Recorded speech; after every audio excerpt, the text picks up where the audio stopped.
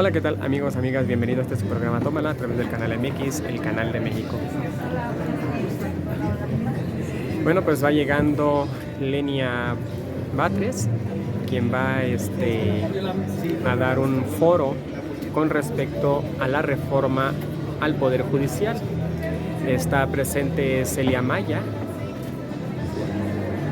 aquí en el Teatro de la República, en el estado de Querétaro. Pues hay personalidades públicas aquí en el Teatro de la República como invitados.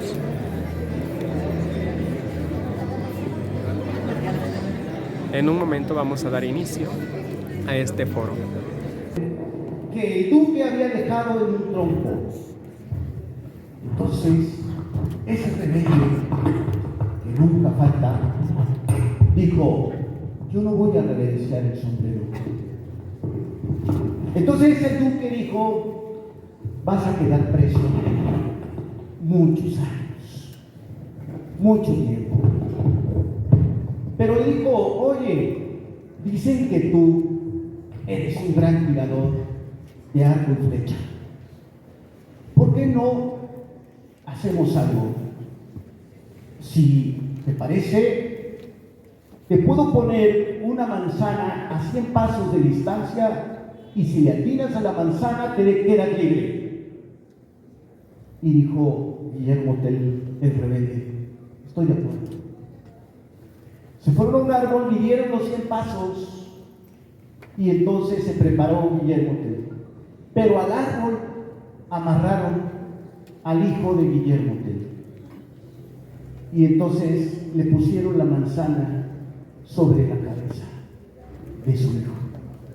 Guillermo Tell, a pesar de que era un gran tirador, aceptó con 2 flechas que había cargado en su arco.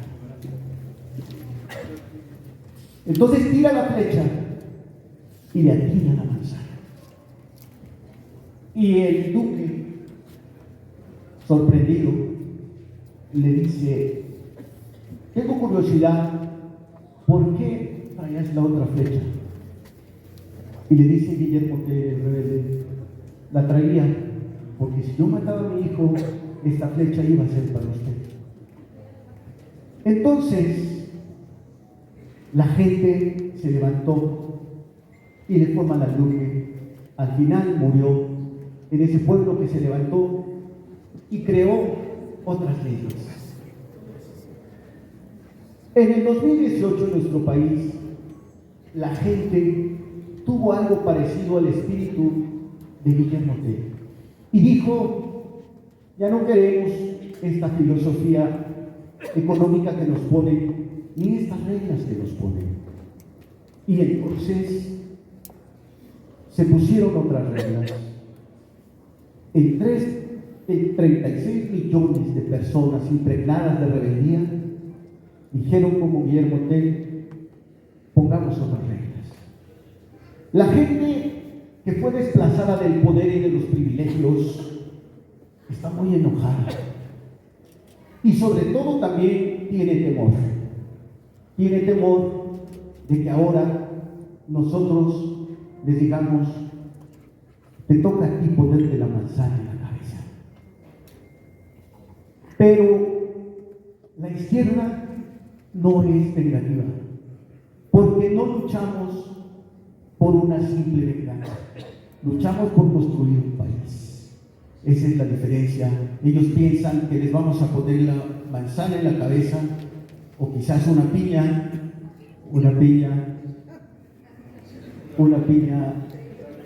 mal hecha, pero no lo vamos a hacer. Entonces, ese espíritu de rebeldía impregna esta tarde en este grupo de amigos, en este petit comité, en este formato que tenemos. Con ustedes, mi compañero Joaquín de la Lama, presidente de la ANAT Querétaro. Adelante, compañero.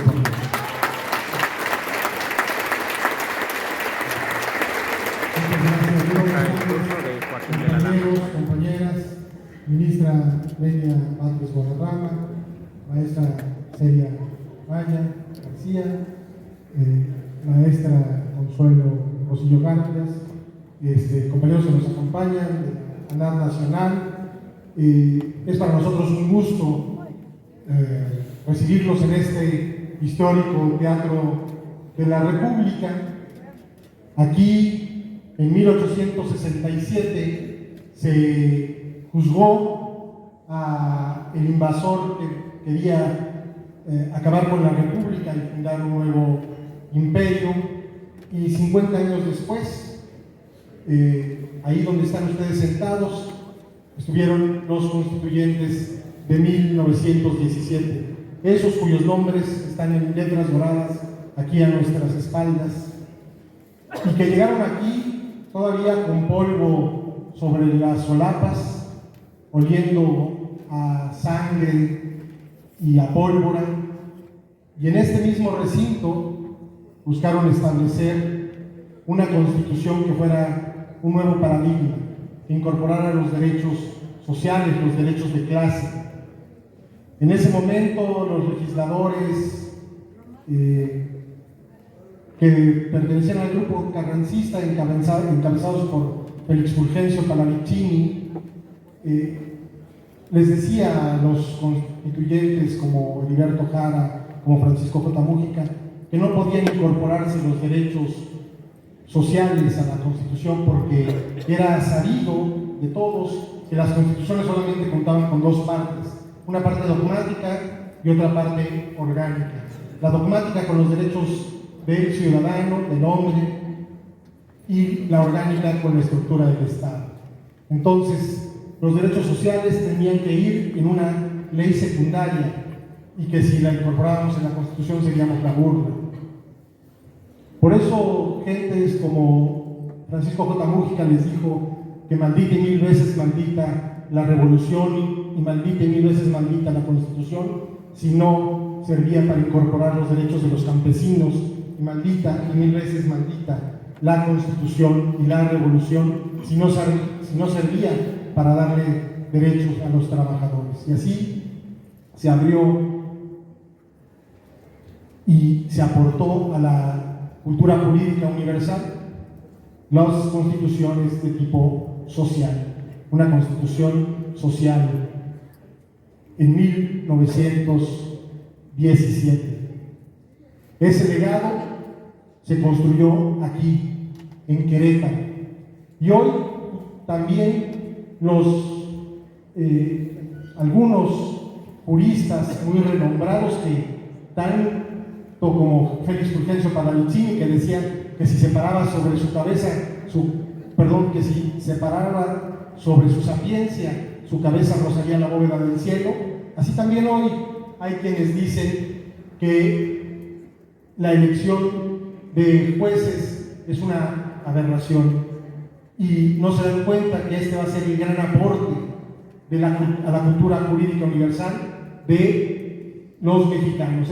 Eso lo vamos a construir aquí, ya lo construyó el constituyente permanente, ya forma parte de nuestra constitución, y vamos a hacer que esa aportación sea todo un éxito. Por eso estamos aquí reunidos.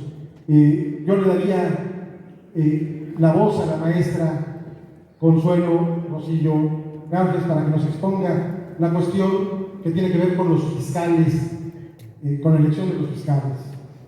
Muchas gracias.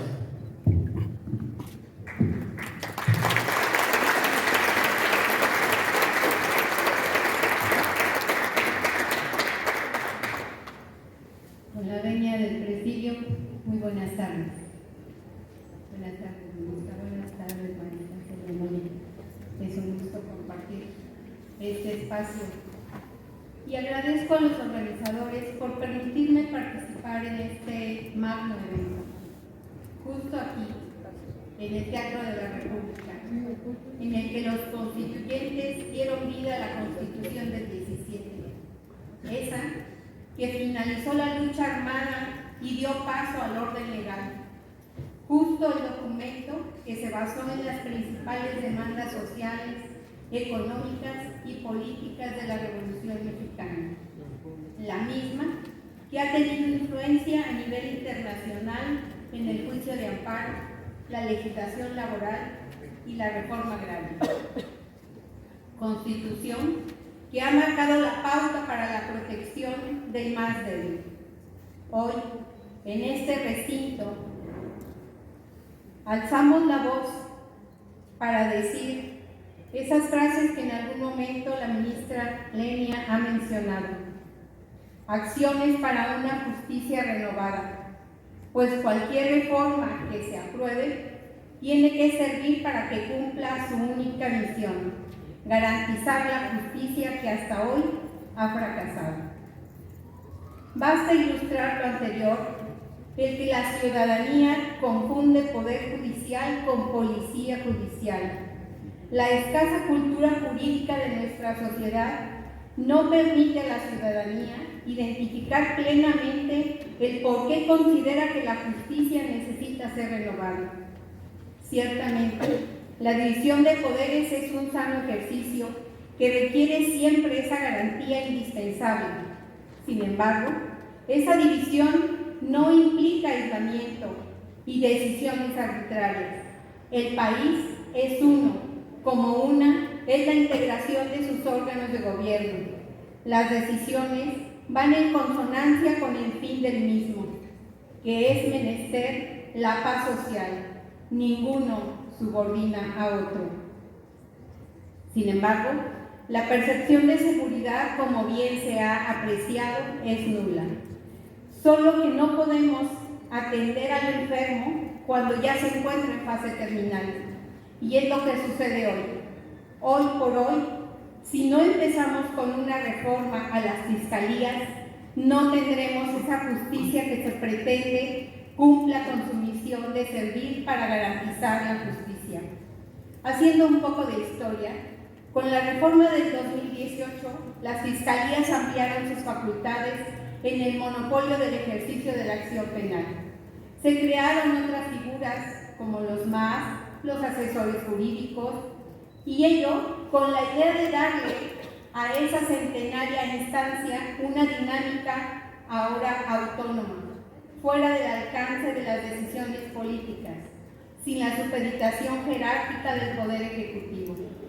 Es así que las y los fiscales federales y locales, elegidos por el Poder Legislativo, innovaron en consecuencia con nombramientos transeccionales, 9 años, de los titulares a nivel nacional, lo que ante la duración de su encargo y su autonomía se han convertido en verdaderos antónimos de la justicia, generando complicidades y yendo en contra del interés general, en un contrapeso mal entendido, contrario completamente a la naturaleza de una mejor justicia.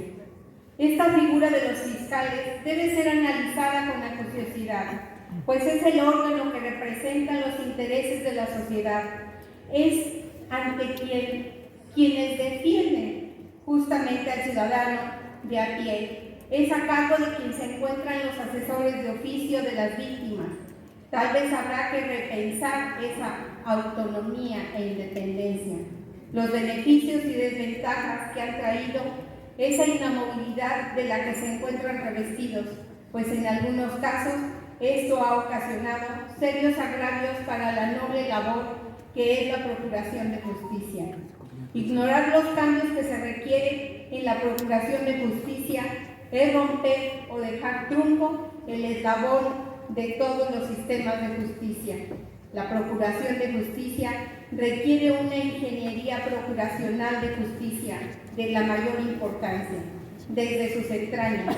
El mantenimiento de esa maquinaria que ensambla perfecto con los poderes judiciales no puede fallar, porque el resultado será una inadecuada administración de justicia, por lo que debe atenderse de forma congruente a fin de que realmente se cumpla con el proyecto de nación que ha planteado la doctora Claudia Sheinbaum Pardo. Somos sabedores que la labor del fiscal se divide durante el proceso en etapas, mismas que de acuerdo a su expertise debe saber que su actuar, de ese actuar, pende el debido proceso. Es por ello que la profesionalización de los fiscales y una adecuada elección será la pieza clave para aspirar, sí, a una adecuada impartición de justicia. La ciudadanía, hoy más que nunca, tiene la percepción de inseguridad y no distingue si son jueces, magistrados, ministros, policías o fiscales los responsables. La ciudadanía quiere respuestas, y si la respuesta es el Poder Judicial, que sea, si es la Fiscalía, que sea, pero lo que se busca es la paz social. Es a nosotros, a quienes tenemos la oportunidad de ser actores y no solamente espectadores, a los que nos corresponde expresar qué requiere nuestra sociedad. Por ello, al tener más de 37 años de experiencia en la materia penal como proyectista, juez, magistrado, es que me atrevo a señalar que se requieren reformas integrales en materia de procuración de justicia. Se habla de medios alternos, pero no como presión para no consignar. Si esta figura ha sido una bondad, se requiere que se concretice realmente, que la víctima vea resarcido su daño, que se restaure la paz social, mas no que se presione a las partes para convenir, generando sentimientos de frustración, descontento en ambas partes. He sido una servidora pública, creo en la honorabilidad de jueces y magistrados, creo en la justicia, pero también estoy convencida de que cada día deben renovarse los principios de excelencia. Muchas gracias. Gracias, doctora Marcelo Rosillo, expresidenta del Tribunal Superior de Justicia de nuestro Estado. Este evento fue creado, concebido, construido con el esfuerzo de la sociedad civil, de los abogados de ANAC, Asociación Nacional Democráticos de Querétaro, y Ciudadanos 4T, pero no hubiera sido posible sin la ayuda de algunas autoridades. Damos las gracias, y además están en la sala, y al final de la lectura de la lista les pediré un aplauso a la diputada local Rosalba Vázquez, a la diputada local Claudia Gallú, al diputado Eric Salas, y veo también que se encuentra con nosotros Alejandra Tobar, Alejandro Pérez. Muchas gracias por su ayuda, compañeros, señores diputados. Adelante, al diputado Silva, porque Eric Salas ya pasó a mejor vida, no lo tendrá ardiendo en leña verde. Pero bueno, en esta misma sala, hace 8 meses y 7 días, la secretaria de Gobierno dio a conocer que vendría una reforma constitucional de gran calado. Entre esas reformas constitucionales venía la reforma al Poder Judicial. En este mismo recinto, a principios de este mes, el primer día del mes, una nueva legislatura tomó protesta, en la que están los compañeros que acaban de ser mencionados, una legislatura que va a cambiar el principio de la relación entre gobernantes y gobernados cuando impulsen la iniciativa de revocación de mandato que se ha tardado mucho en estar vigente en este estado.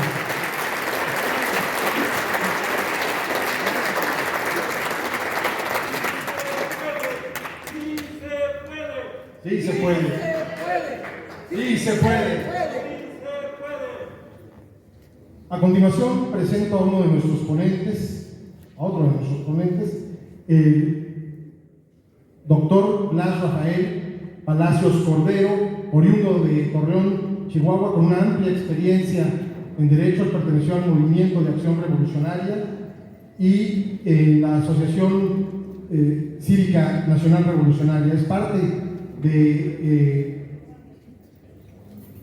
Es licenciado en Derecho por la Universidad Autónoma de Coahuila, tiene especialidad en Derecho Constitucional y Administrativo en la Dirección de Estudios de Posgrado de la Universidad Juárez, del Estado, y tiene maestría en Derecho y doctorado por la misma universidad, así como diplomado en Políticas Públicas por la UNAM y diversos cursos académicos que serían muy tardado de enunciar. Mejor le damos la voz al doctor Palacios.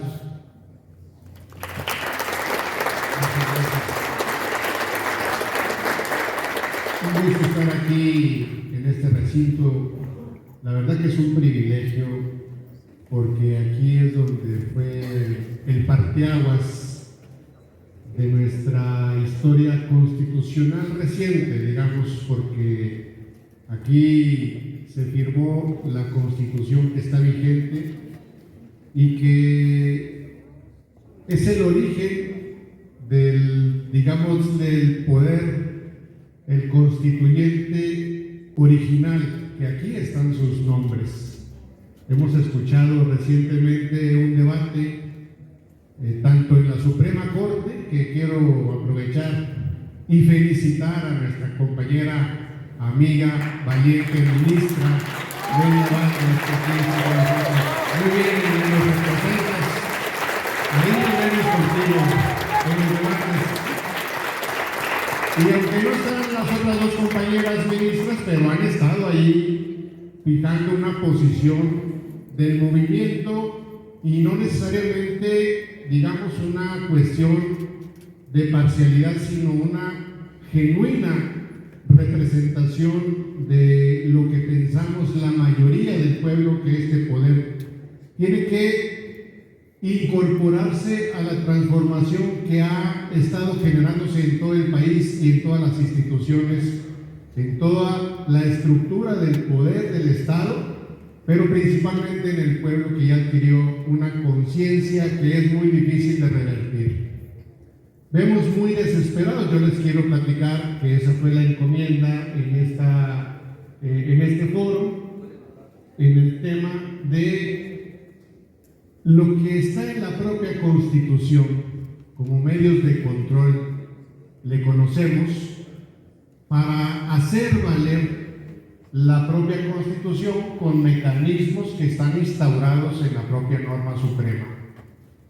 Y eso tiene que ver con el debate actual, porque en la actualidad hay una mayoría que le echa montón aquí a nuestra compañera y a las otras dos compañeras en la Corte, pero se está dando un debate en San Lázaro, en el Senado de la República, que todos hemos presenciado, pero también el debate está en la calle, está en todos los ámbitos de convivencia, donde nosotros que coincidimos con esta vertiente política, ideológica, jurista, tenemos que dar la pelea y tenemos que sociabilizar estas valoraciones entre políticas, pero también jurídicas, y tenemos que explicarle a la gente y a nuestros compañeros abogados, que a veces no tienen siempre esta herramienta de manejo de esta disciplina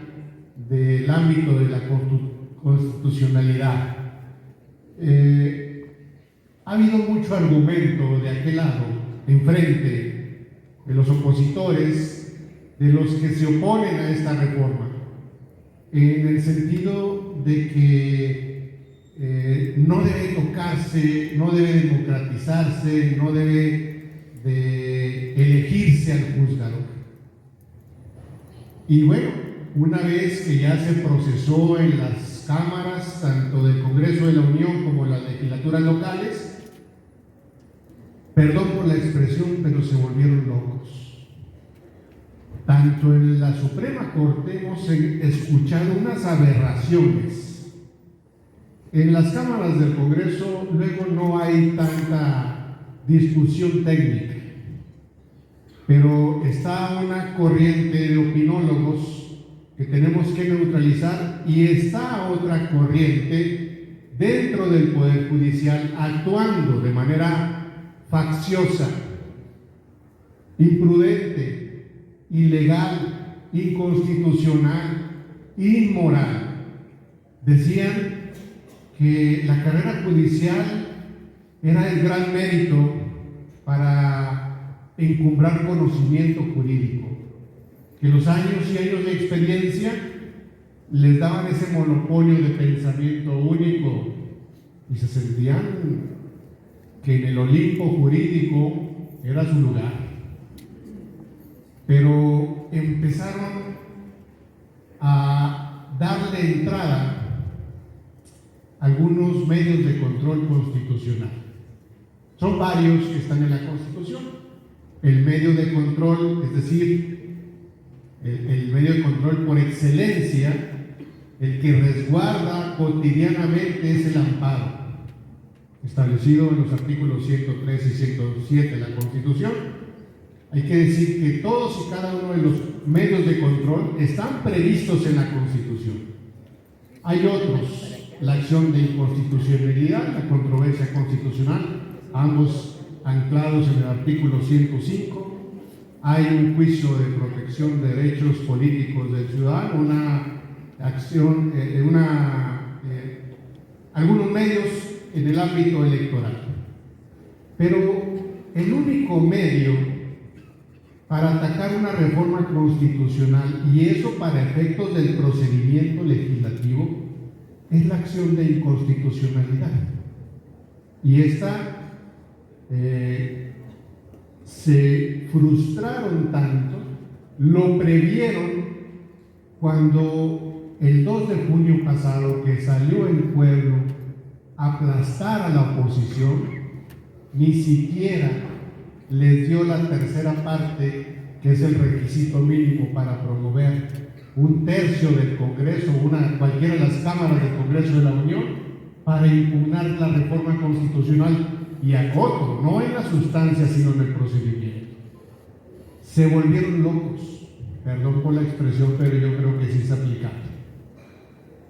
Y empezaron algunos jueces y algunas juezas a darle trámites al amparo, aún y cuando la ley reglamentaria del amparo dice en su artículo 61, fracción primera, que el amparo es improcedente para reformas constitucionales. Y de repente sacaron con que ese artículo es inconvencional, es inconvencional, que violenta, pero no explican en qué consiste y por qué. Y luego no solamente la aberración de darle trámite a una demanda de amparo. Yo les digo que en los juzgados de distrito, en los tribunales colegiados, hay filtros muy rigurosos para que una demanda de amparo sea aceptada. Pues aquí pareciera la puerta más grande donde todo lo que tenía que ver con ataque a la reforma constitucional del Poder Judicial, todo entraba. Y no solamente le dieron trámite, se atrevieron a otorgar suspensiones provisionales y definitivas, y yo les digo que hasta permanentes y eternas contra la reforma. Es un absurdo, porque cuando uno se empieza a leer las suspensiones, es una de aberraciones jurídicas, y ahí es donde entra el cuestionamiento. Entonces, ¿para qué tanta carrera judicial si van a sacar estas barbaridades de aberraciones jurídicas? Es un absurdo. Y bueno, lo sorprendente es que hace algunos días, la semana pasada, le dieron entrada a 2 acciones de inconstitucionalidad promovidas por partidos políticos, cuando esta es procedente, promovida por partidos siempre y cuando sea materia electoral. Una reforma en materia electoral es la que le posibilita a un partido político acudir a la Corte para revisar la constitucionalidad de la reforma. Entonces, los ministros, unos 8 ministros acá, aquellos que están vueltos locos, los otros, los facciosos y corruptos, y que son parte del viejo régimen que no asume que el pueblo ya no los quiere.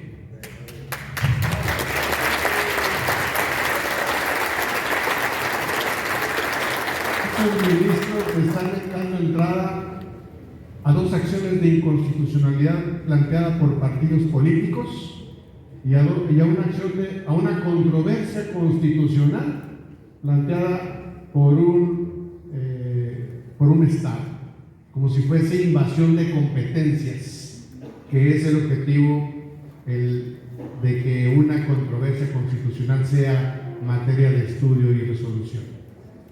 Entonces, es en cuestiones de psicología, es una negación que tienen ellos todavía. Primero, de que el pueblo los haya aplastado, y segundo, de que vaya caminando la transformación y haya llegado a trastocar ya el poder judicial, que es un poder fundamental, es la encomienda de la acción jurisdiccional del Estado. Y acusan y señalan que debe impedirse, aun y cuando ya está concretada, materializada, vigente, publicada, aún así están planteando que se revoque. Y aquí es donde nosotros tenemos ese imperativo del pueblo de hacer lo propio, para que hagamos vigente las reformas constitucionales, no solamente la judicial, sino las que vienen, y hacer valer la voluntad popular. Le tienen miedo al pueblo, le tienen miedo a la decisión de la gente en elegir. No va a haber ausencia de independencia en el Poder Judicial. Los riesgos que anuncian son realidades actuales. Y nosotros, como ciudadanía, como gente del movimiento, estamos obligados a cuidar. Lenia, desde afuera, te apoyamos, te respaldamos, sigue en la lucha. Nos gusta esa valentía que tienes de enfrentar a esa señora que no merece estar ahí. No estás sola, Lenia. Todo el pueblo te respalda, y seamos voces fuera de la Corte, fuera del Congreso, para respaldar a la compañera, a las compañeras, y hacer valer la voluntad del pueblo. Muchas gracias, compañeras y compañeros. Gracias, doctor Palacio.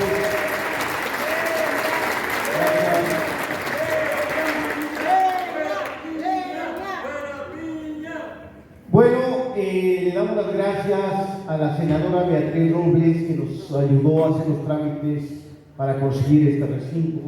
Les damos también las gracias al doctor Gilberto Herrera, por el informe que está aquí en la sala, y también al secretario general del Sindicato Nacional de Petroleros de México, el ingeniero Manuel Alejandro Piñera.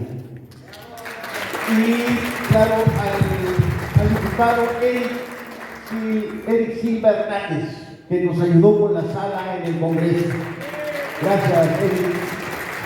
Bueno, llegamos al momento estelar de nuestra tarde para escuchar la conferencia magistral de nuestra flamante ministra heroica, que pasará a la posteridad con toda seguridad, nuestra compañera y amiga Lenia Batres Guadarrama. Adelante, ministra.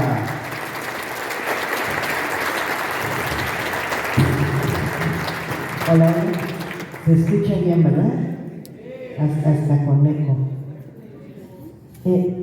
Traigo una exposición muy grande en realidad, pues la vamos a resumir porque tiene muchos datos de diagnóstico, porque esta exposición la venimos construyendo en los últimos meses, que nos invitaron a muchos eventos para platicar justamente de la reforma al Poder Judicial, y estuvimos acá en Querétaro hace unos 2 meses, yo creo, o 3 a lo mejor, y hemos podido estar platicando en muchos lugares del país, afortunadamente. Entonces creció mucho la exposición porque hay cantidad de datos, qué barbaridad. Entonces vamos a resumirlo un poquito. Nosotros quisimos abordar, pues en principio, qué poder judicial teníamos como punto de partida, pues antes de la aprobación de la reforma. Entonces ahorita nos vamos a concentrar un poco más en el contenido de la propia reforma, algunos de sus contenidos. Pero antes quisiera agradecerle al licenciado José Dolores González la invitación a este evento. Quisiera saludar a Berta Galeana, que no la veo por acá, pero le mando un saludo afectuoso, la presidenta de la Asociación Nacional de Abogados Democráticos, a Joaquín de la Lama, que es el presidente aquí en Querétaro, a Rafael Blas Palacios Cordero, obviamente a nuestra muy querida consejera Celia Maya, de la Judicatura, del Consejo de la Judicatura Federal. Ha sido también ella muy valiente, muy enérgica y en muchas cosas, y en este proceso último del paro, muy solos que han estado ella y el maestro Batis fundamentalmente en este consejo, pero insistiendo en que se cumpliera la ley durante el paro, cosa que al día de hoy aún no ha sucedido porque se está extendiendo el paro hasta el 14 de octubre. Digo, sí, de octubre. Es muy raro eso. Muy moderno para mis años.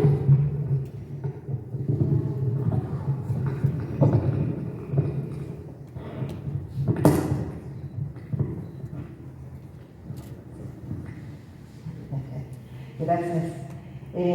También quisiera saludar a los regidores Rosy Corral, Samantha de León, Erika Encargas, María Rosario Torres, Fernando Auce, Luz María del Carmen, a los diputados locales que están por acá, Alex Pérez, Rosalba Vázquez, Claudia Galló, Eric Silva, Andrea Tobar, y también obviamente a nuestro amigo Lauro Sol, también integrante del Consejo o del Comité Ejecutivo Nacional de la NAR, también a Consuelo Rosillo, expresidenta del Tribunal Superior del Estado. Y pues vamos comentando sobre estos temas. Miren, yo había juntado datos de varias encuestas, vamos a pasarlos muy rápido porque pues ni vale la pena ya ahorita, pues es hecho consumado y más que conocido que el Poder Judicial de la Federación pues ha tenido mucho desprestigio. Entonces ahí me detengo tantito nada más, hijo, no se ven mucho las cifras, pero déjenme darles este dato nada más. Estos son los últimos años, desde el año 2002, me parece que es el primero, hasta el 2023. Tenemos aquí datos de la percepción que dice el INEGI que tiene la ciudadanía sobre diferentes instituciones públicas que participan en la seguridad y en la justicia. Hasta acá abajo, que son los mejor evaluados, porque es percepción de desconfianza esta. Los mejor valuados son el Ejército, la Marina, fíjense ustedes, la Guardia Nacional, que es esta azulita, y los peor valuados son las policías y los jueces. Pero no cualquier policía, miren este que está hasta arriba es la Policía Municipal, y después de la Policía Municipal, o sea, el penúltimo peor valuado es el Poder Judicial, son los jueces. Entonces en nuestro país, y no es nuevo, miren ustedes, o sea, no es que antes y llegó esta administración y desprestigió a los jueces, porque hay quien dice eso. No, desde siempre ha habido, o desde hace más de 20 años, pues una percepción negativa muy constante del quehacer de la justicia en nuestro país. Pero vean nada más, están mejor valuados o hay una mejor percepción del Ministerio Público que de los jueces mixtos. Adelante, por favor. Estos son parte de estos datos. Hay también una percepción muy fuerte de la falta de acceso a la justicia. Esta es una percepción internacional. México se encuentra en el lugar 116 en general, de 142 países evaluados en el proyecto de justicia mundial, y en algunos datos como la efectividad de la investigación penal o el trato discriminatorio y desigual en los juicios se encuentra casi hasta el final. Adelante, por favor. Y por eso estuvimos pues sosteniendo que en México la justicia en general es cara, es elitista, es desgastante, humillante, lenta, inaccesible, inentendible, clasista, machista, sexista, racista, corrupta, parcial y parémosle ahí de contar. Y ello tiene que ver pues con el tipo de poder judicial que tenemos. Hay un poder judicial que es muy caro para la sociedad, que es elitista, que invade constantemente las facultades de los otros poderes, que suele ser muy insensible socialmente hablando y que tiende al abuso de su propia autoridad. Adelante, por favor. Decimos que es caro, oneroso, porque, pues miren, nada más nos sale al año actualmente en más de 78,000 millones de pesos, que se divide así: Suprema Corte, Consejo de la Judicatura Federal con todo y los juzgados de distrito, los tribunales de circuito, el Tribunal Electoral del Poder Judicial de la Federación. Adelante. Y fíjense, esos 78,000 millones pues equivalen a 7 dependencias federales, entre ellas una muy cara que es la Secretaría de Hacienda. Adelante. Aquí tenemos pues un comparativo, vean nada más, lo paso muy rápido, lo que cuesta nada más la Suprema Corte. Ahorita está costando más de 5,000 millones y representa este año más que la mitad de lo que cuesta la Corte Suprema de Estados Unidos para su pueblo, sin mediar en costos proporcionales de nada. Adelante, por favor. Y vean, bueno, aquí están las proporciones. Perú, que es una corte, un tribunal constitucional muy pequeño, cuesta el 4% de lo que cuesta la Corte Mexicana este año. Adelante. Este es pues el costo de los funcionarios, es una de las razones por la que sale tan caro el Poder Judicial. Tiene la nómina de funcionarios públicos más cara de nuestro país. Ni el Poder Ejecutivo, que está en su totalidad cumpliendo el artículo 127, fracción segunda de nuestra Constitución, que dice, como todos sabemos, que ninguna persona servidora pública puede recibir una remuneración mayor a la de quien ocupa la titularidad de la Presidencia de la República. Bueno, este es el costo de cada ministro al año, más de 7 millones de pesos. Este es el costo del presidente de la República, de 2,730,000 pesos. Es decir, hay una proporción de más de cerca de 3 a 1. Adelante. Esto es parte de los conceptos que integran estas percepciones. Aquí va creciendo. Este es el sueldo, adelante, con sus prestaciones ordinarias. Estas son prestaciones adicionales al año. Vean ahí la diferencia que empieza a agrandarse. Uno tiene seguro de gastos médicos mayores, seguro de separación individualizada, pago por riesgo. En otro, el presidente o la presidenta pues no percibe estos conceptos. Adelante. Y aquí, bueno, vemos una serie de conceptos que solamente percibe un ministro o una ministra. Y pues hacen una enorme diferencia de estas prestaciones adicionales. Adelante, por favor. Este es un comparativo de lo que cuesta un ministro en México y lo que cuestan en otros países. Lo realizamos proporcionalmente conforme a sus salarios mínimos, a los salarios mínimos de esos países. En México un ministro cuesta 80 salarios mínimos, mientras que en el Reino Unido cuesta 9 salarios mínimos de su población, y ahí tenemos en el Inter pues varios ministros o equivalentes con costos intermedios. Adelante, por favor. Este es otro concepto que pues es muy costoso socialmente, que son los 14 fideicomisos que tiene el Poder Judicial de la Federación. En rosita pusimos, a ver si de lejos se ve mejor, pero pusimos pues algunos conceptos que son pues más, por lo menos, digamos que cuestionables.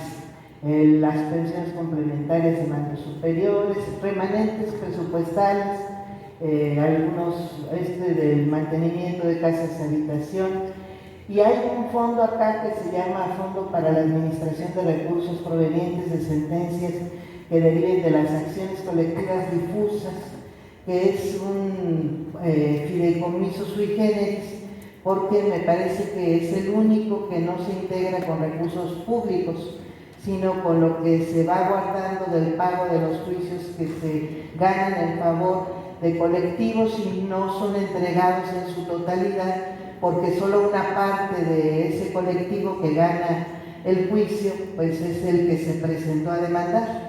Entonces es un fondo que está esperando la exigibilidad, bueno, la exigencia que se presente en el juicio respecto de esas mismas causas. Actualmente pues tiene más de 24,000 millones, ya este es el monto a julio, y ahorita tiene más de 24,000 millones estos 14 fideicomisos. Adelante, por favor. Aquí pueden ustedes ver un dato que pues era interesante mientras estaba discutiendo la reforma, porque se decía mucho, es que le van a quitar los recursos y quitan esos fideicomisos a los trabajadores porque se paga de ahí sus prestaciones.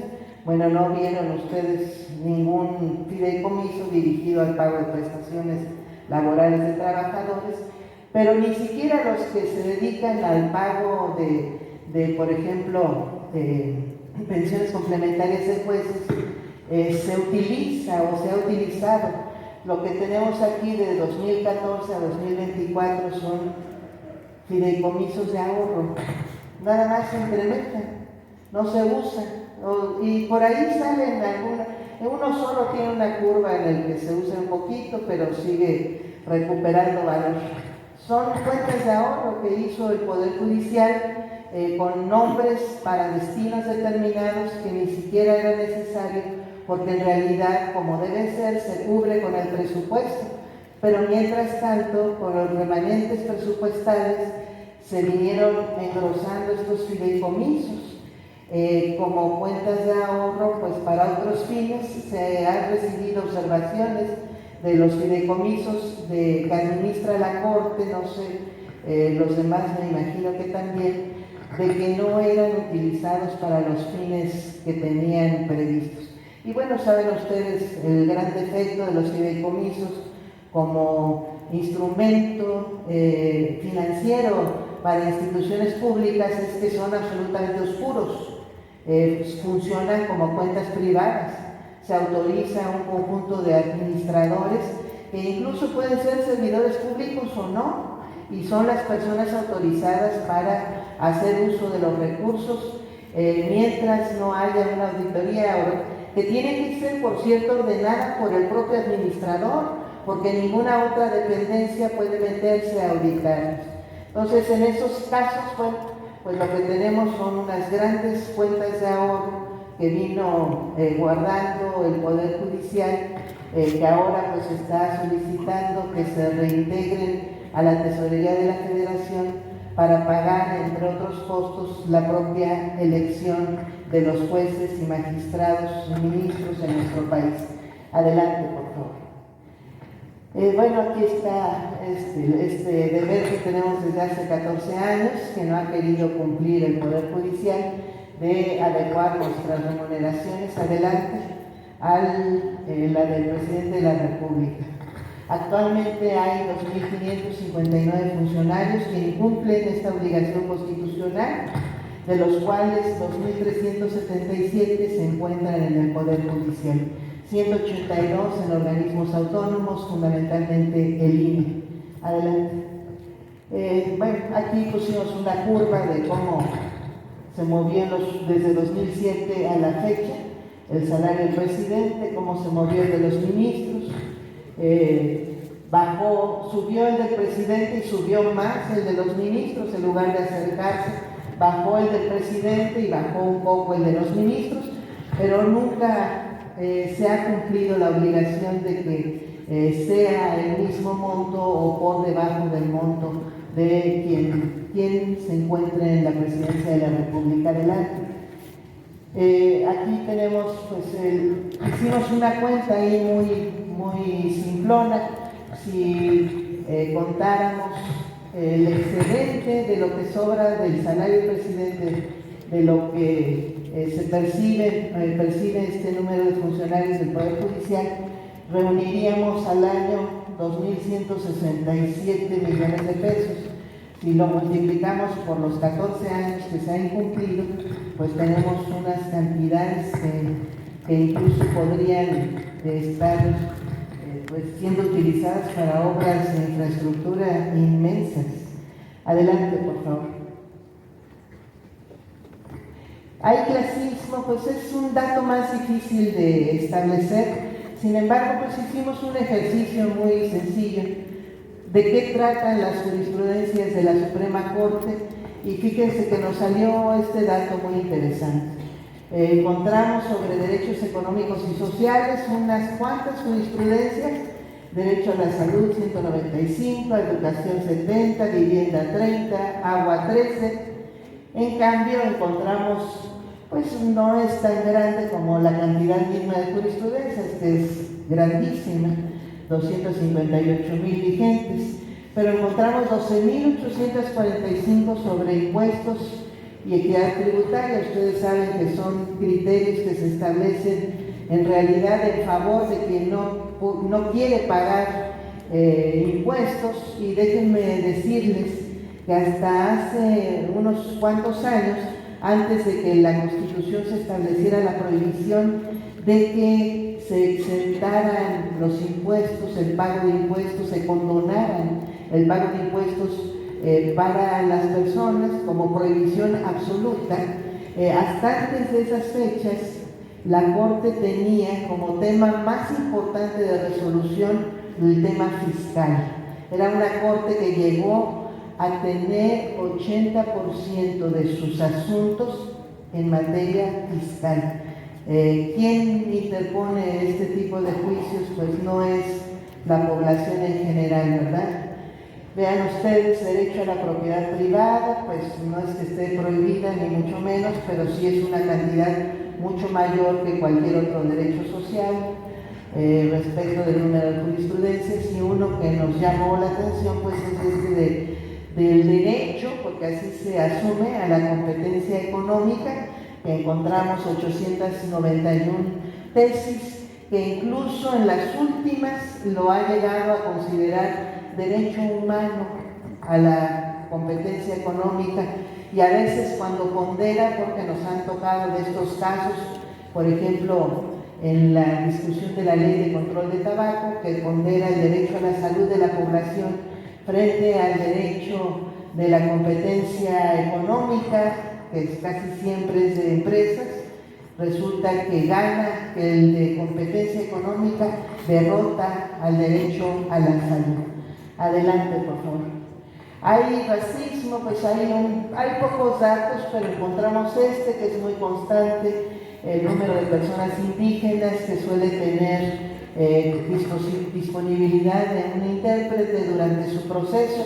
De quienes actualmente se encuentran en prisión, más del 85% no tuvo acceso a un intérprete. Adelante, por favor.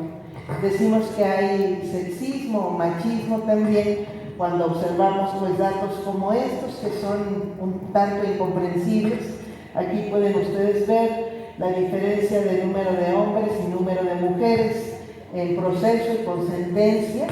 Pues es muy grande, 292 mujeres frente a 7,600 hombres, de los cuales, fíjense qué interesante, en proceso hombres se encuentran el 36% en proceso, mujeres 47%, 10% menos con sentencia, cuando es una cantidad muchísimo más chiquita de procesos de mujeres.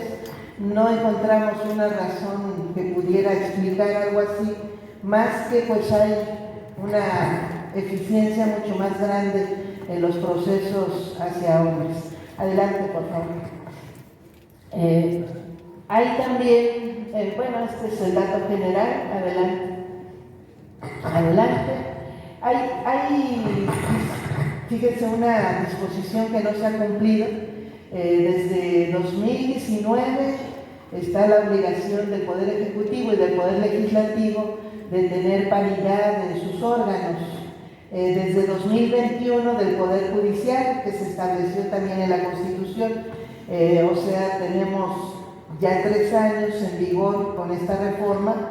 Sin embargo, a la fecha, el 37% de las juezas y jueces federales, es decir, de distrito, son mujeres, más del 60% hombres. En consecuencia, adelante, de los magistrados, la diferencia adelante, por favor, es todavía más grande, 23% mujeres, de un total de 855, la diferencia pues es mayor.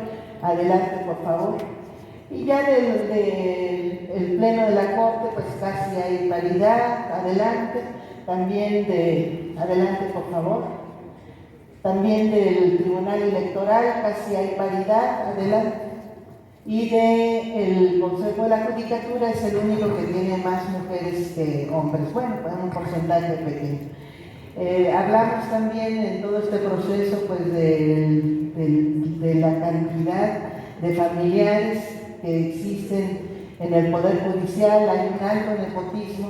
Este es el estudio que hizo público uno de los consejeros de la Judicatura Federal en 2018, el consejero Borrego Estrada. Vean ustedes, se encontró 501 jueces y magistrados que tenían contratadas directamente esposas, hijos, papás, sobrinos, tíos, cuñados, hasta su suegra, dice el propio estudio. 7.649 personas, servidoras públicas, por familiares en un mismo espacio laboral. Adelante. Y ya en el estudio que se hizo en 2022 por el propio Consejo de la Judicatura, pues se encontró que 23.8% del total de los trabajadores tenía más de 4 familiares. El 49% al menos 2 familiares. Es decir, un altísimo nivel de nepotismo. Pero fíjense que es un dato interesante porque ahora en estos últimos meses explicaba la ministra Norma Piña que ya había bajado a 39%, si mal no recuerdo, a un porcentaje de cerca de 10 puntos o algo así. Bueno, pues qué bueno, pero pues más bien lo que hace es confirmar que ha sido pues un tema constante en el Poder Judicial. Adelante, por favor.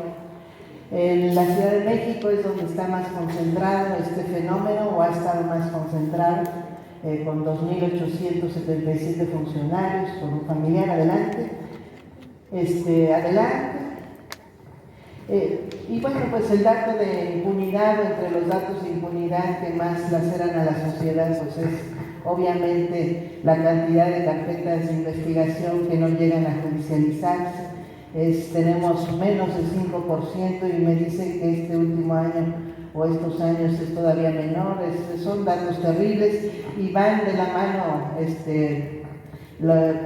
ministerios públicos, locales, obviamente, o federales, y obviamente los jueces penales, los jueces de control, fundamentalmente, que son los que atoran muchísimo, no necesariamente de manera justificada, la integración o el otorgamiento de autos de vinculación a proceso. Adelante, por favor. Esta es una curva, a lo mejor aquí nuestra consejera Selva la puede conocer mejor. Entiendo yo que en 2019 pues hubo un cambio de criterio que hizo que tengamos esta curva tan fuerte de diferenciación respecto de los procedimientos que calificaron para sancionar a magistrados y personal del Poder Judicial de la Federación. Encontramos ahí datos muy distintos entre los del Consejo de la Judicatura Federal, los de la Suprema Corte, los del INEGI, o sea, por fuente hay como diferencias, quizá tenga que ver con el momento que están reportando, si es la presentación de la queja, si es la procedencia, si es la sanción misma, pero en cualquiera de los criterios hay una diferenciación altísima que no sabemos a qué se deba, pero que reportan, por ejemplo, este dato de 2023 de 14 procedimientos. Puede ser que sean los sancionados, pero no dejan de ser muy pequeños respecto del número de quejas. Entiendo que el año pasado llegó a cerca de 10,000 quejas contra personal, jueces, magistrados y personal del propio Poder Judicial de la Federación. Quiere decir que ha habido pues bastante discrecionalidad en cómo se sanciona a los propios servidores públicos del Poder Judicial. Adelante, por favor. Hay lentitud de los juicios, esto lo voy a pasar muy rápido, aunque diga lentitud. Amparo en revisión es el principal asunto que se lleva a la Suprema Corte. Tenemos un promedio de 1903 días para resolver. En el caso de los tribunales colegiados de circuito, el más tardado es el incidente de reconocimiento de inocencia, 435 días. En el caso del procedimiento de extradición, 2.763 días, juzgados de distrito. Pues son de los términos que se exceden muchísimo. Y luego tenemos unos abusos. Estos, como tarda mucho en explicarse porque son más complicados, voy a explicar solo una parte. Nosotros sabemos que deberíamos los tres poderes pues respetar la única supremacía que prevé nuestra república, que es la supremacía constitucional. Sin embargo, en la práctica viene sucediendo pues una suerte de supremacía judicial, porque el Poder Judicial ha venido atribuyéndose facultades del Poder Ejecutivo, por ejemplo, cuando le otorga amparo a los jueces del Tribunal Federal de Justicia Administrativa para prolongar su mandato. Fíjense nada más, tenemos eso que se volvió una costumbre. En lugar de supeditarse al propio, pueden ser reelectos, pero en lugar de supeditarse al procedimiento constitucional, que es ser propuestos por el presidente, presidenta de la República, ser ratificados por el Senado de la República, lo que sucede es que va a terminar su periodo y presentan una demanda de amparo porque la ley orgánica dice que el propio Tribunal de Justicia Administrativa puede hacer propuestas. Entonces ellos han asumido que tienen alguna suerte de preferencia y resulta que los jueces de distrito les otorgan la suspensión y hasta el amparo. Tenemos ya una docena de amparos de fondo concedidos para que se queden en el cargo. ¿Y saben cuántos jueces funcionando por resolución judicial? Al menos 50 jueces federales del Tribunal Federal de Justicia Administrativa, magistrados del Tribunal de Justicia Administrativa. Adelante, por favor. Bueno, ahí está suplantando una facultad del Ejecutivo, pero en realidad las que más suplanta, exceden, pues son sobre todo las que le otorga la Constitución respecto de la revisión de leyes. Adelante, por favor. Aquí tenemos, pues, se han inventado figuras como la reviviscencia de la ley. El Poder Judicial, la Suprema Corte, ha revivido leyes que expresamente han sido abrogadas por un poder legislativo, local o federal. Resulta que cuando analiza la Suprema Corte un tema de constitucionalidad de una ley y decide declararla inconstitucional, no le da libertad al Congreso para que decida qué nueva ley o qué normativa debe aprobar en sustitución de esa, sino que revive la ley anterior. Y llevamos nosotros 17 leyes revividas en los últimos años. Adelante, por favor. También estamos invalidando por extensión normas.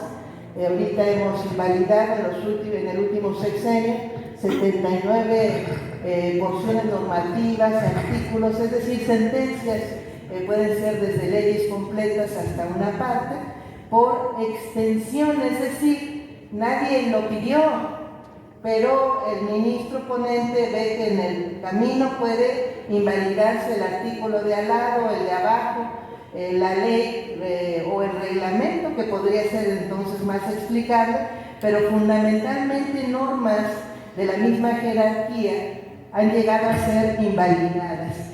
Y bueno, yo no he visto mientras he estado en la Corte, pero sí me tocó votar en contra. Afortunadamente eso no fue por eso aprobado, hasta propuestas para invalidar por extensión normas de carácter superior, artículos de la Constitución de la Ciudad de México en concreto.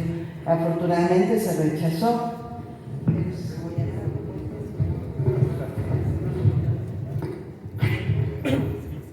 Es que esos son buenos para cantar, pero...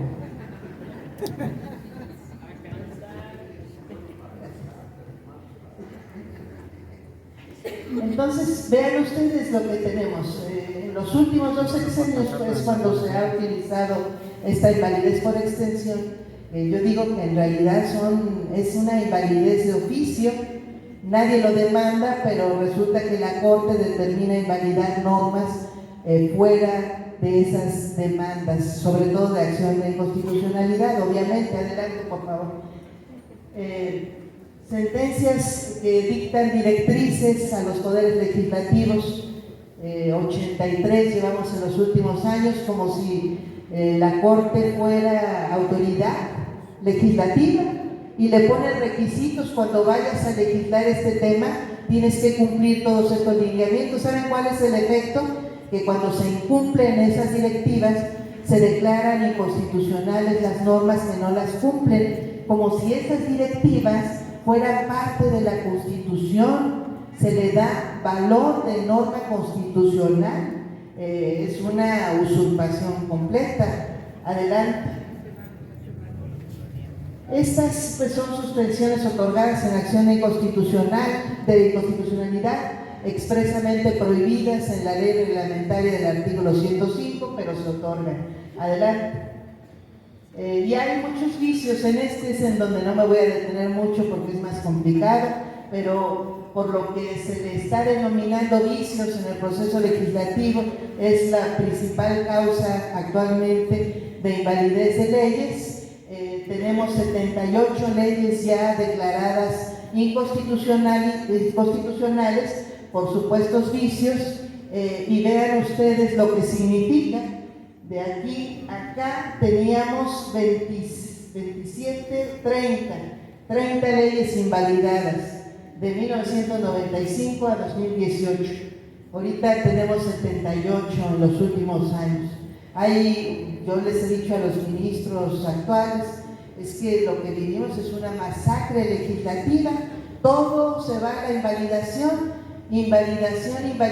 Nuestras regularidades, invalidar leyes como si esa fuera nuestra misión, en vez de resguardar el orden democrático, declarar inconstitucional una ley por excepción, cuando de verdad hay algún tipo de violación constitucional que lo amerita, y no, cada vez se inventan más razones por las cuales estar declarando inconstitucional una norma.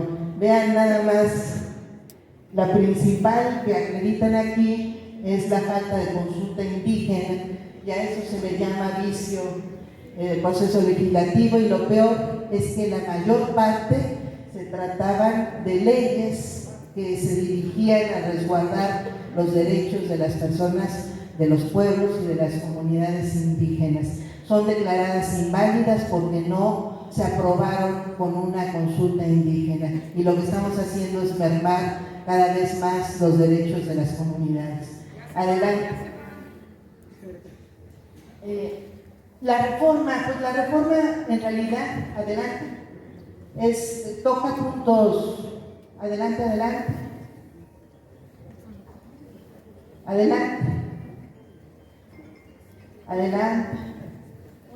Aquí está. La reforma toca puntos muy sencillos, pues básicamente estos 4: la elección por voto popular, la separación del Consejo de la Judicatura Federal, hace énfasis nuevamente en las remuneraciones de las personas juzgadoras, el mismo límite que ya traía desde hace 14 años nuestra Constitución, y hace algunos cambios en la estructura que tienen impacto en los juicios, como los términos que se impusieron para juicios fiscales de 6 meses, para juicios penales de 1 año, opone algunos límites a la interpretación, hace preferente en algunos casos la interpretación literal de la norma o prohíbe interpretaciones por analogía o por extensión o interpretaciones que lleven a anular porciones de la propia Constitución, porque eso ha sucedido también en los últimos años. Adelante, por favor. Bueno, yo creo que les dejo nada más un esquema, ¿sí?, de lo que es ahorita la reforma aprobada, porque pues ya ahorita esta parte fue modificada. Entonces tenemos, miren, ya en la reforma, este es un calendario, es un esquema de los pasos que ya se empezaron a correr de la reforma. Adelante. Entró en vigor el 16 de septiembre y se abrió el proceso electoral. Se va a hacer la insaculación antes del 12 de octubre en el Senado de la República, insaculación para definir los cargos sobre el listado que acaba de enviar el Consejo de la Judicatura Federal para la disponibilidad de cargos, que yo quisiera ahí que le diéramos un aplauso a nuestra consejera Celia, que apoyó esta entrega y que creo que fue muy importante porque, como ustedes saben, pues desatoró uno de los pocos puntos que no dependen directamente de otros órganos y había poca disposición para cumplir. Entonces es muy importante esta entrega. Adelante, por favor. Hay también una instalación de los comités de evaluación. Ustedes saben que se van a integrar 3 comités en cada uno de los poderes. Antes del 31 de octubre es la fecha límite. Se prevé la renuncia de ministros y ministras que lo quieran hacer. Debe suceder antes de que se cierre la convocatoria y va a tener efectos, eso los tiene muy molestos a varios ministros, porque se les obligó a quedarse hasta el 31 de agosto de 2025 para concluir su ejercicio, que es el ejercicio que va a empatarse con la nueva generación, en este caso de ministros, pero ya de personas juzgadoras del Poder Judicial de la Federación. Adelante, por favor. Hay también una fecha de verificación de requisitos de elegibilidad y de revisión de los documentos en los 3 comités de evaluación al 15 de diciembre de este año. Adelante. Bueno, aquí está. Bueno, inscripción de aspirantes. Va a haber en los 3 comités, pues es una inscripción abierta hacia la sociedad.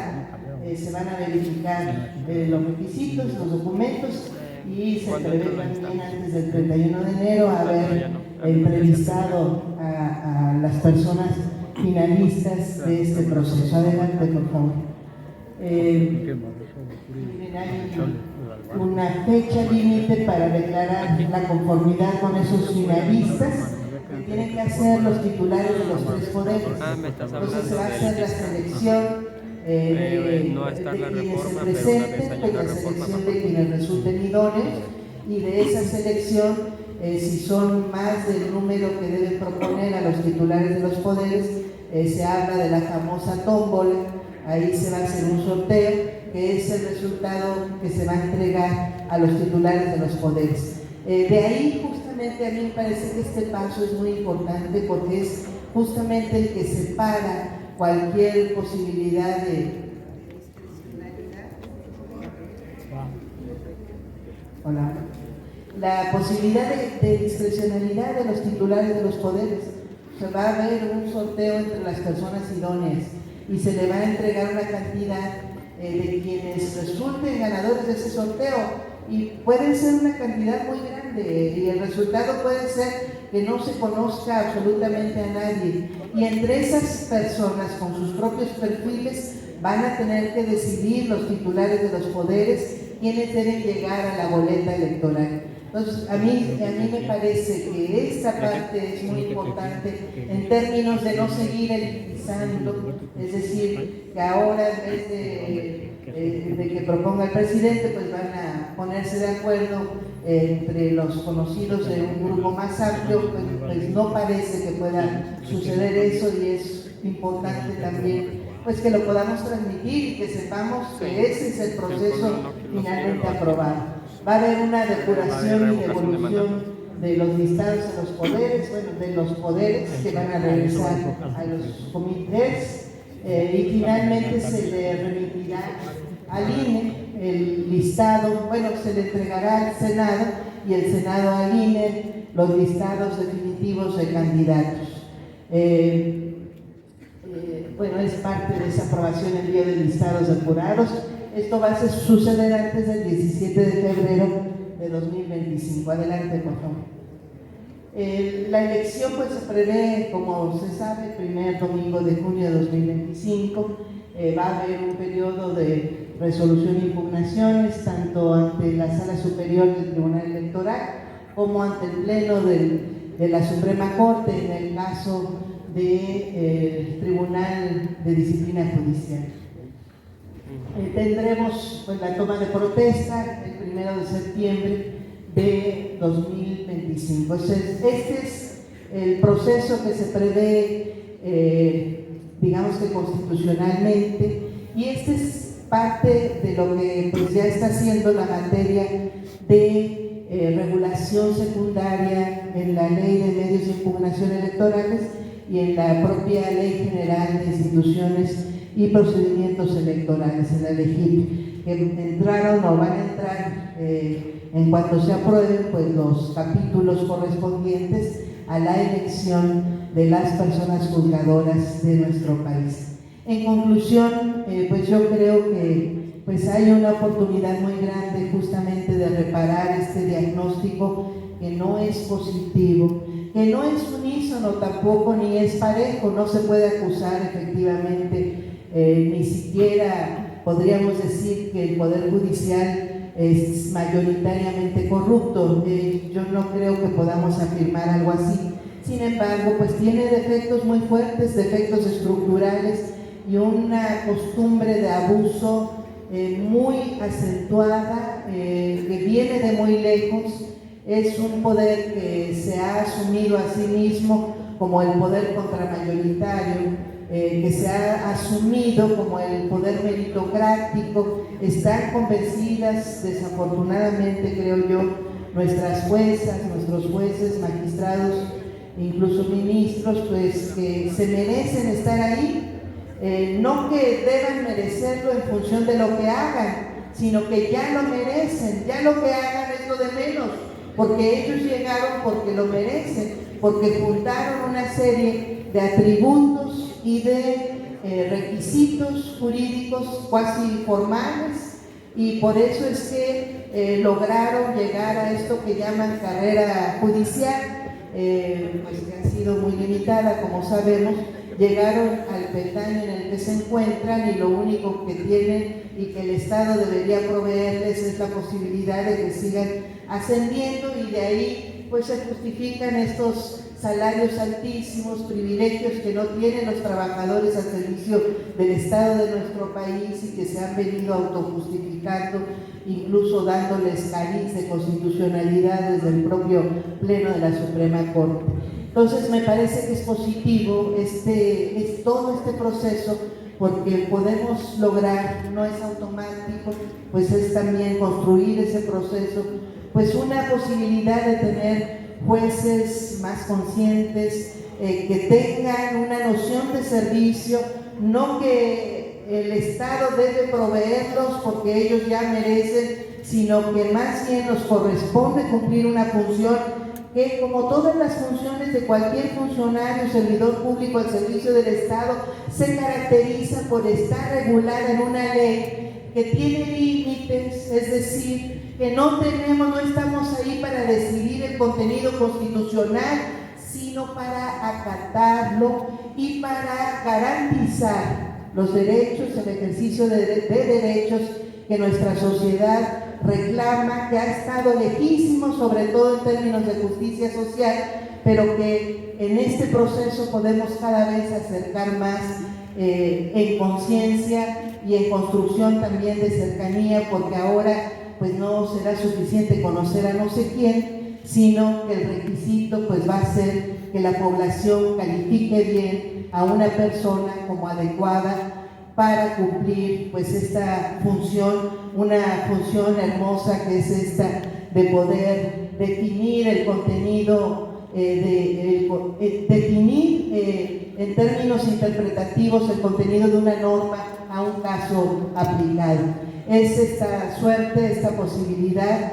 Yo festejo y déjenme decirles que ha sido pues todo esto pues un trabajo fuerte, porque el Poder Judicial ha sido muy renuente a abrir la puerta a cualquier transformación, pero festejo mucho que la ANAD particularmente se haya sentado a analizar el contenido de la reforma, acompañar todo el proceso y a empujar desde los diferentes estados donde existen secciones de la ANAD y por toda pues su organización nacional. Enhorabuena, y pues yo los invito a que sigamos construyendo el proceso.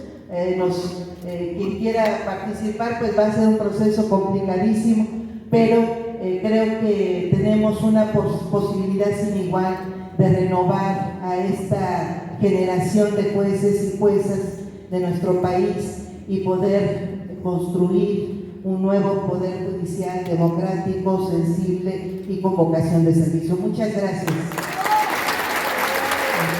Muchas gracias a la ministra Lenia Batres Guadarrama por su extraordinaria exposición. No nos queda duda de la forma magistral en que ha manejado su ponencia. Y bueno, antes de presentar a la consejera Celia Maya, yo diría, como dice Bertolt Brecht, hay jueces verdaderamente incorruptibles, porque no hay manera de inducirlos a la justicia. Ahora sí, maestra Celia Maya García, que es actualmente consejera de la Judicatura Federal, para que nos ayude en la exposición del día de hoy. Bueno, pues buenas tardes a todas, todos los que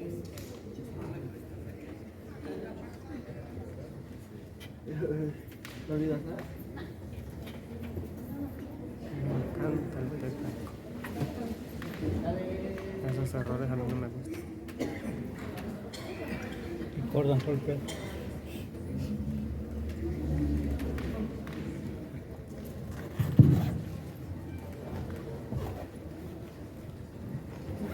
No voy a guardarlo como el teléfono.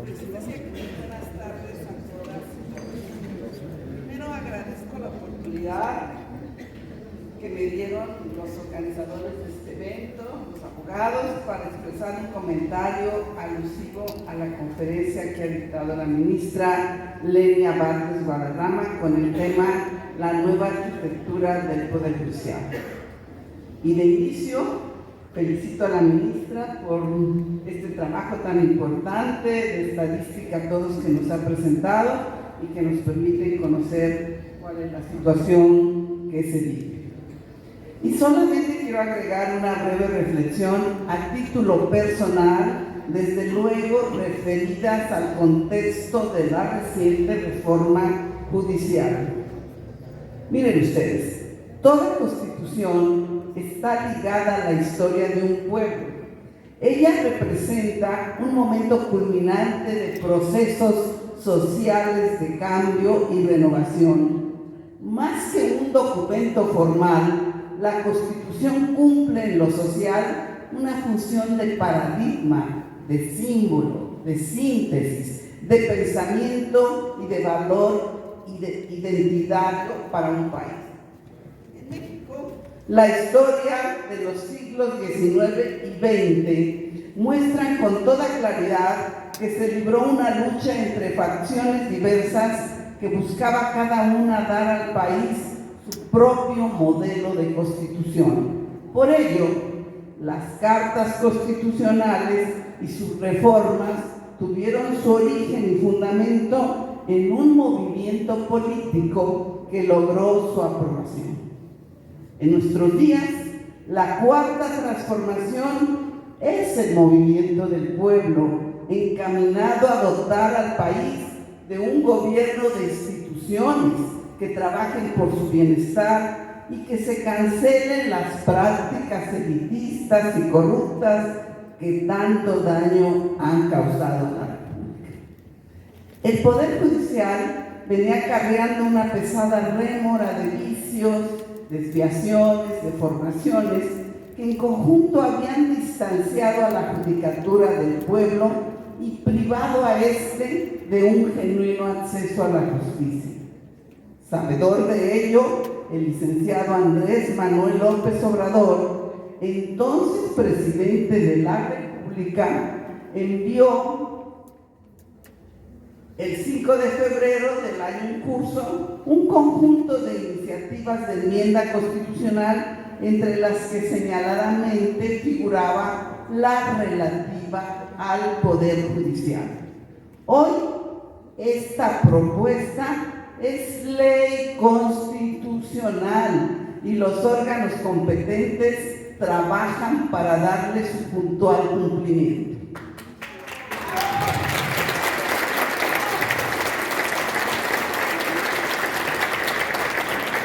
El fundamento de esta trascendente reforma constitucional está en la demanda social, en el reiterado reclamo por el inadecuado funcionamiento de la judicatura y en el principio político de que el pueblo tiene el irrenunciable derecho de aprobar cuantas modificaciones considere pertinentes a la ley fundamental para que se satisfagan sus aspiraciones y anhelos por una vida mejor.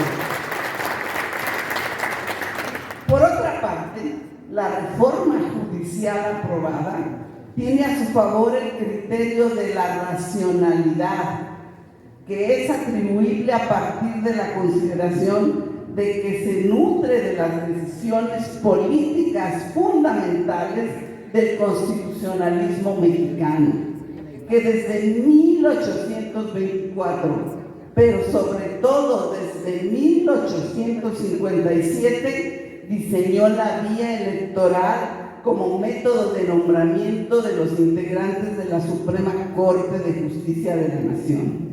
Mientras a nivel estatal, los cargos judiciales procedían de comicios ciudadanos. No necesitamos de modelos ajenos para sustentar la pertinencia de la reforma judicial, pues tenemos a la vista, superando los problemas y las condiciones adversas que en su momento fueron materia de cuestionamiento, para encontrar las mejores soluciones posibles para perfeccionar nuestro sistema judicial. Me parece que debe enfatizarse que la reforma constitucional de mérito se inscribe en el proceso de una transformación profunda y radical del sistema judicial de la República, en los niveles federal y estatal, que impulsa una modificación cultural de grandes implicaciones y que genera, por supuesto, la esperanza de un cambio genuino y efectivo que venga a construir una judicatura que imparta la justicia que la Constitución proclama para todos los mexicanos. Que la gente tenga acceso a la justicia gratuita, imparcial, completa, reparadora, pronta y expedita. Muchas gracias.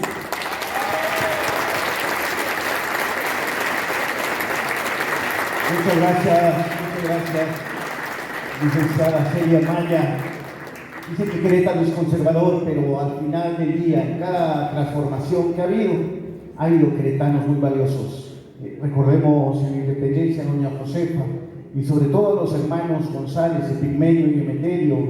Recordemos al nigromante ideólogo de la Reforma, Recordemos a don Heriberto Frías, aquel militar que antes de comenzar la guerra de la Revolución del siglo pasado se llegó a disparar contra el pueblo y renunció al ejército en Chihuahua y escribió la histórica novela Tomo Chica.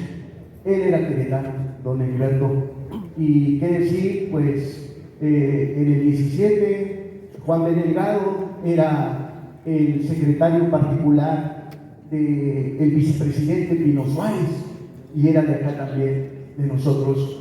Luego, en todo este movimiento que ha habido de resistencia, ¿cómo no recordar a Cecilia Loría, una histórica de la izquierda de toda la vida, Fernando Tapia, a Carmen Cabrera Perea, a muchos compañeros que ya no están, pero que también estuvieron en la resistencia, como hoy está nuestra licenciada Celia Maya, que nos está dando unas sorpresas tan extraordinarias.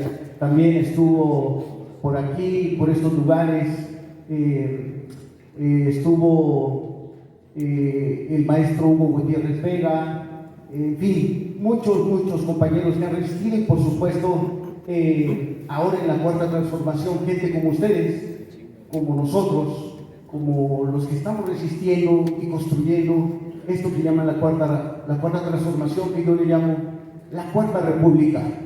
Estamos llegando al final ya de todo. Damos otra vez las gracias a todos los que ayudaron, porque esto fue un trabajito de hormiga y mucha cooperación. A los compañeros de Ciudadanos de la 4T, a los compañeros de la ANAT, de Querétaro y de otros lugares de la República. Muchísimas gracias a todas las autoridades, a los regidores que también nos acompañan de diferentes presidencias, ayuntamientos. Por último, cedo el micrófono al compañero Lauro Sol, un histórico de la ANAT de toda la vida, para que le dé un saludo en nombre también de Berta Galeana, que no pudo venir por causas de fuerza mayor. Después del saludo del compañero Lauro, entonaremos el himno nacional, para lo cual pedimos a los compañeros de San Luis Potosí que se vayan ubicando en su lugar, que al parecer ensayaron antes de venir, los compañeros de la ANAT antes de venir de San Luis Potosí, que además nos trajeron un zacahuí, que es algo así como un tamal gigantesco para la cena. Está bien, adelante, compañero Lauro.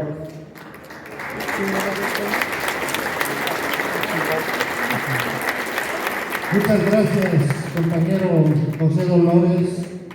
Gracias a los compañeros de la ANAT de Querétaro, a su presidente Joaquín de la Lama. Y verdaderamente ha sido una distinción muy especial de parte de nuestra querida compañera de la ANAT, Lenia Batres Guadarrama, ministra del Pueblo, de parte de la consejera de la Judicatura, doña Celia Maya García, muy digna, que conjuntamente con otro compañero de la ANAT, también Bernardo Batis, le han puesto un freno tajante a esa actuación facciosa de la presidenta de la Corte. Gracias por su sabiduría, por su contagio al entusiasmo por esta lucha.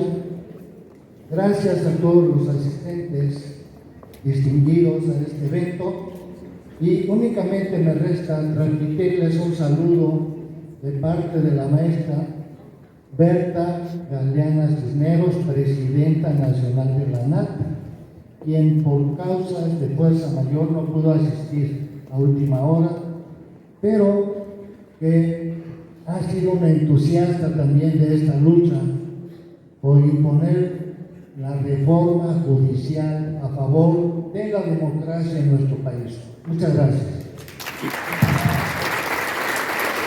Antes de tomar el himno nacional, tenemos un pequeño presente para nuestros expositores. Pido por favor a la compañera Miriam, al compañero Rogelio Estrada Pacheco, que pasen a entregarlos, por favor, a los expositores, y se preparan ya nuestros compañeros para entonar el himno nacional y para dar fin a nuestro evento. Adelante, compañeros.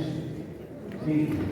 Bueno, pues amigos, amigas, hemos llegado al final de este programa, de este foro, con respecto al informe de la reforma al Poder Judicial. Compañero Gregorio, Nada más, esperaremos nos ayuda a que dirigir inicie el el himno himno nacional y nacional cortamos y la Jorge, por transmisión. favor. Nos vemos en la próxima edición de Tómala a través del canal MX, el canal de México.